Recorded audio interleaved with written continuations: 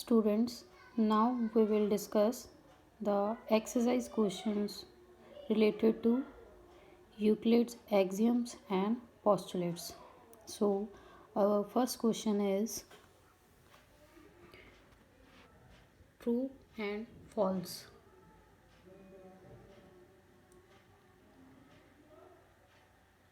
ਹੇਠ ਲਿਖੇ ਕਥਨਾਂ ਦੇ ਅਸੀਂ ਸਹੀ ਤੇ ਗਲਤ ਦੱਸਣੇ ਹਨ ਵਿਦ ਰੀਜ਼ਨ ਕਾਰਨ ਸਹਿਤ। ਸਾਡਾ ਫਰਸਟ ਕਥਨ ਹੈ, ਫਰਸਟ ਸਟੇਟਮੈਂਟ ਹੈ, ਇੱਕ ਬਿੰਦੂ ਤੋਂ ਹੋ ਕੇ ਸਿਰਫ ਇੱਕ ਹੀ ਰੇਖਾ ਖਿੱਚੀ ਜਾ ਸਕਦੀ ਹੈ। ਜਿਵੇਂ ਕਿ ਆਪਾਂ ਯੂਕਲਿਡਸ ਦਾ ਫਸਟ ਪੋਸਟੂਲੇਟ ਪੜ੍ਹਿਆ ਹੈ ਕਿ ਇੱਕ ਬਿੰਦੂ ਤੋਂ ਹੋ ਕੇ ਸਿਰਫ ਕੀ ਇੱਕ ਰੇਖਾ ਖਿੱਚੀ ਜਾ ਸਕਦੀ ਹੈ? ਨਹੀਂ, ਅਸੀਂ ਹੋਰ ਵੀ ਰੇਖਾਵਾਂ ਖਿੱਚ ਸਕਦੇ ਹਾਂ ਇਸ ਤਰ੍ਹਾਂ। ਸੋ ਇੱਕ ਬਿੰਦੂ ਤੋਂ ਹੋ ਕੇ ਸਿਰਫ ਇੱਕ ਹੀ ਰੇਖਾ ਨਹੀਂ ਖਿੱਚੀ ਜਾ ਸਕਦੀ, ਇਸ ਲਈ ਕੀ ਹੈ ਕਥਨ ਗਲਤ। ਇੱਕ ਬਿੰਦੂ ਤੋਂ ਅਨੰਤ ਰੇਖਾਵਾਂ ਖਿੱਚੀਆਂ ਜਾ ਸਕਦੀਆਂ ਹਨ। ਕਾਰਨ ਕੀ ਹੈ? ਇੱਕ ਬਿੰਦੂ ਤੋਂ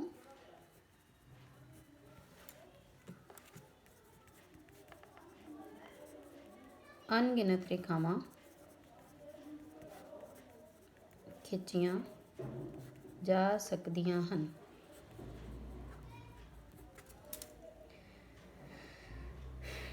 ਸੈਕਿੰਡ ਸਟੇਟਮੈਂਟ ਹੈ, ਦੋ ਵੱਖ-ਵੱਖ ਬਿੰਦੂਆਂ ਵਿੱਚੋਂ ਹੋ ਕੇ ਜਾਣ ਵਾਲੀਆਂ ਅਸੰਖ ਰੇਖਾਵਾਂ ਹਨ।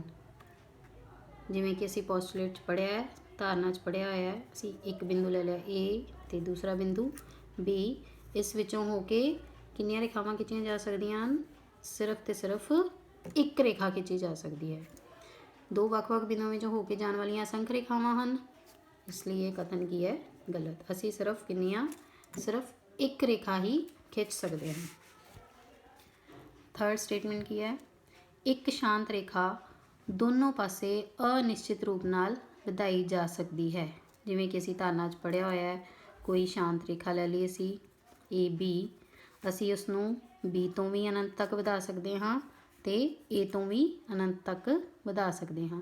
ਇਸ ਲਈ ਇੱਕ ਸ਼ਾਂਤ ਰੇਖਾ ਦੋਨੋਂ ਪਾਸੇ ਨਿਸ਼ਚਿਤ ਰੂਪ ਨਾਲ ਵਧਾਈ ਜਾ ਸਕਦੀ ਹੈ। ਇਹ ਕਥਨ ਕੀ ਹੈ? ਸਹੀ।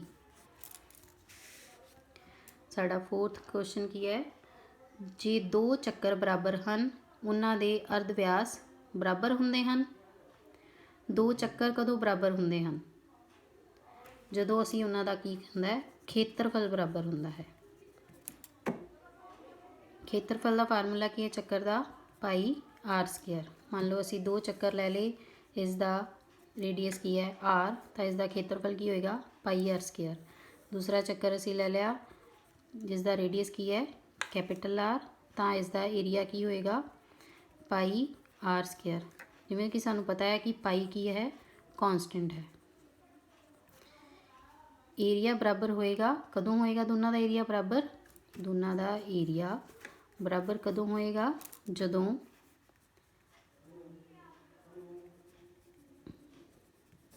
ਪਾਈ ਕੌਂਸਟੈਂਟ ਹੈ, ਤਾਂ ਦੋਨਾਂ ਦਾ ਜਦੋਂ R ਆਪਸ ਵਿੱਚ ਬਰਾਬਰ ਹੋਏਗਾ ਤਾਂ ਅਸੀਂ ਕੀ ਕਹਾਂਗੇ? ਦੋ ਚੱਕਰ ਆਪਸ ਵਿੱਚ ਬਰਾਬਰ ਹਨ। R ਕੀ ਨੇ? ਚੱਕਰ ਦੇ ਅਰਧ ਵਿਆਸ। ਇਸ ਲਈ ਦੋ ਚੱਕਰ ਕਦੋਂ ਬਰਾਬਰ ਹੁੰਦੇ ਹਨ? ਜਦੋਂ ਉਹਨਾਂ ਦੇ ਅਰਧ ਵਿਆਸ ਬਰਾਬਰ ਹੁੰਦੇ ਹਨ। ਇਹਦਾ ਮਤਲਬ ਇਹ ਕਥਨ ਕੀ ਹੈ? ਸਹੀ। ਨੈਕਸਟ ਕੁਐਸਚਨ ਹੈ, ਉਹਦੇ ਲਈ ਸਾਨੂੰ ਫਿਗਰ ਦਿੱਤੀ ਹੈ, that is line AB is equal to line PQ। AB is equal to PQ. Second is that PQ is equal to XY. Now AB is equal to, AB ਹੈ ਜਿਹੜਾ ਉਹ PQ ਦੇ ਬਰਾਬਰ ਹੈ ਅਤੇ XY ਵੀ PQ ਦੇ ਬਰਾਬਰ ਹੈ। ਅਸੀਂ ਜਿਵੇਂ ਕਿ ਪਹਿਲਾ ਸਿਧਾਂਤ ਪੜ੍ਹਿਆ ਹੈ ਕਿ ਜੇ ਦੋ ਚੀਜ਼ਾਂ ਕਿਸੇ ਤੀਸਰੀ ਚੀਜ਼ ਦੇ ਬਰਾਬਰ ਹੋਣ ਤਾਂ ਉਹ ਆਪਸ ਵਿੱਚ ਵੀ ਕੀ ਹੁੰਦੀਆਂ ਨੇ? ਬਰਾਬਰ। AB ਵੀ PQ ਦੇ ਬਰਾਬਰ ਹੈ ਅਤੇ XY ਵੀ PQ ਦੇ ਬਰਾਬਰ ਹੈ। ਦੈਟ ਇੰਪਲਾਈਜ਼ ਕਿ AB ਅਤੇ XY ਵੀ ਬਰਾਬਰ ਹਨ। ਇਹੀ ਸਾਨੂੰ ਪੁੱਛਿਆ ਗਿਆ ਸੀ ਕਿ ਕੀ AB ਅਤੇ XY ਬਰਾਬਰ ਹੋਣਗੇ, ਤਾਂ ਇਹ ਕੀ ਹੈ? ਸਹੀ। ਨੈਕਸਟ ਕੁਐਸਚਨ ਐਕਸਰਸਾਈਜ਼ ਦਾ, ਦੈਟ ਇਜ਼ ਪਰਿਭਾਸ਼ਾਵਾਂ ਦਿਓ। ਫਸਟ ਪਰਿਭਾਸ਼ਾ ਹੈ ਸਮਾਂਤਰ ਰੇਖਾਵਾਂ। ਸਮਾਂਤਰ ਰੇਖਾਵਾਂ ਕੀ ਹੁੰਦੀਆਂ ਹਨ? ਸਮਾਂਤਰ ਰੇਖਾਵਾਂ ਸਮਝਣ ਤੋਂ ਪਹਿਲਾਂ ਅਸੀਂ ਦੇਖਾਂਗੇ ਕਿ ਰੇਖਾ ਕੀ ਹੁੰਦੀ ਹੈ। ਰੇਖਾ ਉਹ ਹੁੰਦੀ ਹੈ ਚੌੜਾਈ ਰਹਿਤ ਲੰਬਾਈ ਹੁੰਦੀ ਹੈ। ਰੇਖਾ ਜਿਸ ਦੀ ਸਿਰਫ ਲੰਬਾਈ ਹੁੰਦੀ ਹੈ, ਜਿਸ ਦੀ ਕੋਈ ਚੌੜਾਈ ਨਹੀਂ ਹੁੰਦੀ, ਸਿਰਫ ਲੰਬਾਈ ਹੁੰਦੀ ਹੈ, ਅਸੀਂ ਇਸ ਨੂੰ ਕੀ ਕਹਿੰਦੇ ਹਾਂ? ਰੇਖਾ। ਹੁਣ ਸਮਾਂਤਰ ਰੇਖਾਵਾਂ ਕੀ ਹੁੰਦੀਆਂ ਹਨ? ਕਿਸੇ ਸਮਤਲ ਵਿੱਚ ਸਥਿਤ ਦੋ ਰੇਖਾਵਾਂ ਜੋ ਆਪਸ ਵਿੱਚ ਕਦੇ ਵੀ ਨਾ ਮਿਲਣ ਅਤੇ ਹਰੇਕ ਬਿੰਦੂ 'ਤੇ ਉਹਨਾਂ ਵਿਚਕਾਰਲੀ ਦੂਰੀ ਹਮੇਸ਼ਾ ਬਰਾਬਰ ਹੋਵੇ, ਉਹਨਾਂ ਨੂੰ ਸਮਾਂਤਰ ਰੇਖਾਵਾਂ ਕਹਿੰਦੇ ਹਨ। ਮੰਨ ਲਓ ਆ ਇੱਕ ਰੇਖਾ ਹੈ ਸਾਡੇ ਕੋਲ AB ਤੇ ਦੂਸਰੀ ਕੀ ਹੈ? CD। ਇਹ ਆਪਸ ਵਿੱਚ ਸਮਾਂਤਰ ਕਦੋਂ ਹੋਣਗੀਆਂ? ਜਦੋਂ ਇਹ ਕਿਤੇ ਵੀ ਅੱਗੇ ਵਧਾਏ ਜਾਣ 'ਤੇ ਜਾਂ ਪਿੱਛੋਂ ਵਧਾਏ ਜਾਣ 'ਤੇ ਕਿਸੇ ਵੀ ਬਿੰਦੂ 'ਤੇ ਨਾ ਮਿਲਣ ਅਤੇ ਇਹਨਾਂ ਦੇ ਹਰੇਕ ਬਿੰਦੂ ਵਿਚਲੀ ਦੂਰੀ, ਆਹ ਦੂਰੀ ਕੀ ਹੈ? ਹਮੇਸ਼ਾ ਬਰਾਬਰ ਹੋਵੇ। ਆਹ ਦੂਰੀ ਆਪਸ ਵਿੱਚ ਕੀ ਹੋਵੇ? ਕਿਸੇ ਵੀ ਬਿੰਦੂ 'ਤੇ ਬਰਾਬਰ ਹੋਵੇ, ਤਾਂ ਅਸੀਂ AB ਕੀ ਕਹਾਂਗੇ? AB ਅਤੇ CD ਕੀ ਨੇ? ਆਪਸ ਵਿੱਚ ਸਮਾਂਤਰ ਰੇਖਾਵਾਂ ਹਨ। ਓਕੇ, ਨਾਓ ਨੈਕਸਟ ਪਰਿਭਾਸ਼ਾ ਕੀ ਹੈ ਸਾਡੀ? ਲੰਬ ਰੇਖਾਵਾਂ।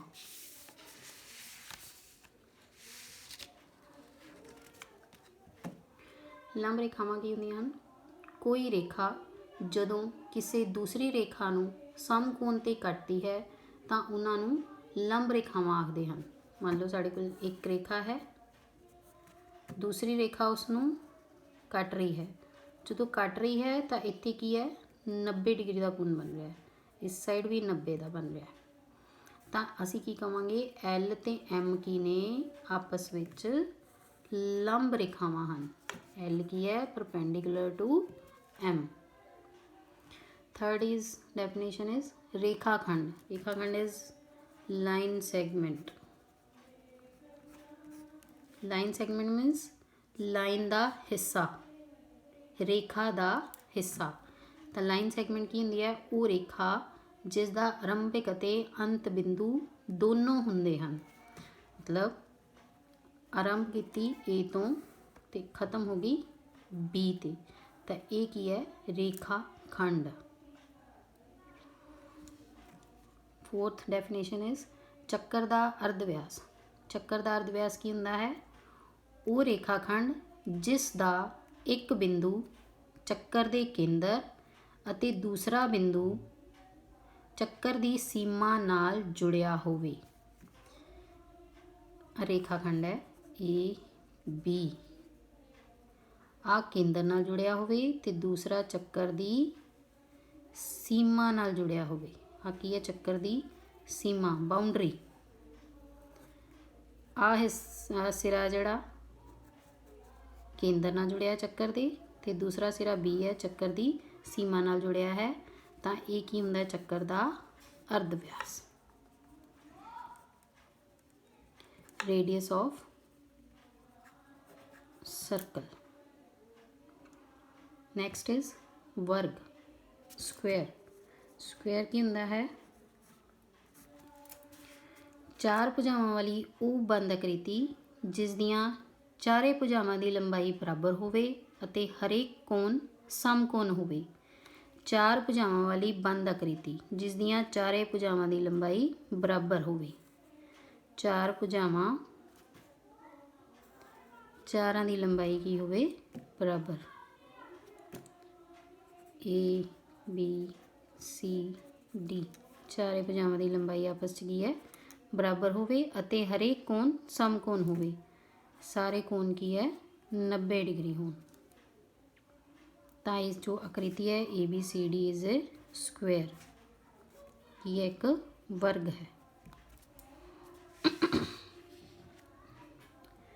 ਨੈਕਸਟ ਕੁਐਸਚਨ ਕੀ ਹੈ ਸਾਡੇ ਕੋਲ?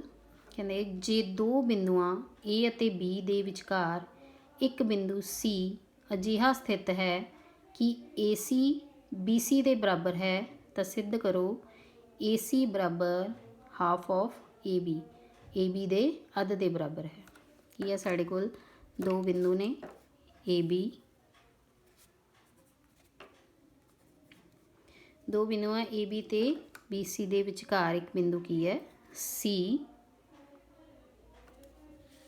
ਤਾਂ ਸਥਿਤ ਹੈ ਕਿ ਕਹਿੰਦੇ AC ਤੇ BC ਕੀ ਨੇ ਆਪਸ 'ਚ ਬਰਾਬਰ। ਆ AC ਦੀ ਲੰਬਾਈ, ਆ A ਤੋਂ C ਤੱਕ ਲੰਬਾਈ ਤੇ B ਤੋਂ C ਤੱਕ ਲੰਬਾਈ ਆਪਸ 'ਚ ਕੀ ਹੈ ਬਰਾਬਰ। That is given AC is equal to BC।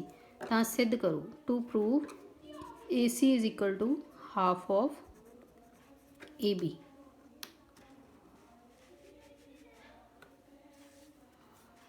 ਨਾਓ ਅਸੀਂ ਇਸ AB ਰੇਖਾ ਨੂੰ ਦੇ ਦੋ ਹਿੱਸੇ ਨੇ AC ਤੇ BC, ਤਾਂ ਅਸੀਂ ਇਹਨੂੰ ਕੀ ਲਿਖ ਸਕਦੇ ਹਾਂ AB ਹੈ ਜਿਹੜੀ ਉਹ AC ਤੇ BC ਨੂੰ ਜੋੜ ਕੇ ਬਣਦੀ ਹੈ।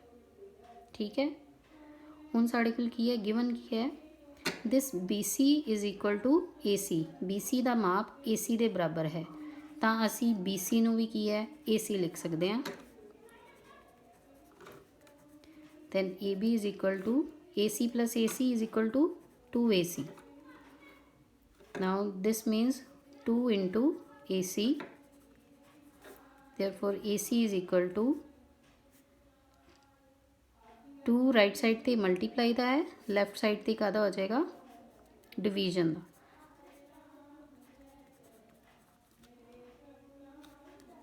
that implies AB by 2 is equal to AC is equal to half of AB, hence proved।